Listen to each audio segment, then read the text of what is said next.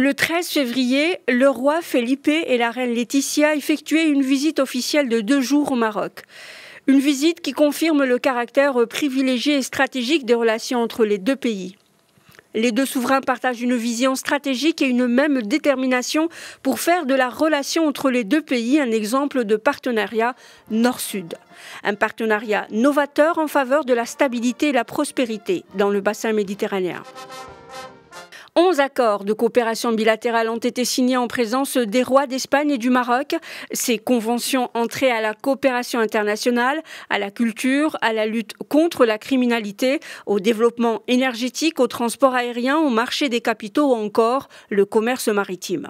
Cette convention a pour objectif la facilitation des échanges commerciaux et la facilitation également du transit des passagers au niveau du détroit. L'Espagne est le premier client fournisseur du Maroc depuis 2012. Les échanges commerciaux entre les deux pays ont doublé entre 2011 et 2017 pour atteindre 132 milliards de dirhams. La relation entre le Maroc et l'Espagne se traduit par des intérêts communs basés sur un enracinement historique fort, un lien culturel et surtout une vision partagée des deux pays sur les grandes questions comme la sécurité en Méditerranée, l'immigration, la lutte contre le terrorisme ou encore les questions d'environnement et d'énergie.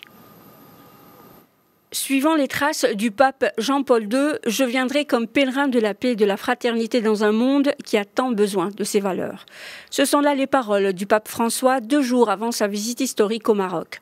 C'était les 30 et 31 mars dernier. À son arrivée, le souverain pontife a été reçu par le roi Mohammed VI. Cette visite placée sous le signe du dialogue interreligieux s'est tenue 34 ans après celle de Jean-Paul II, reçue le 19 août 1985 par feu Hassan II. Lors de cette visite, la première dans un pays du Maghreb, il était question des migrants intimchers au pape François. Il a ainsi insisté sur les besoins d'action de la communauté internationale pour, je cite, « garantir la sécurité, le respect des droits et la dignité de tous ».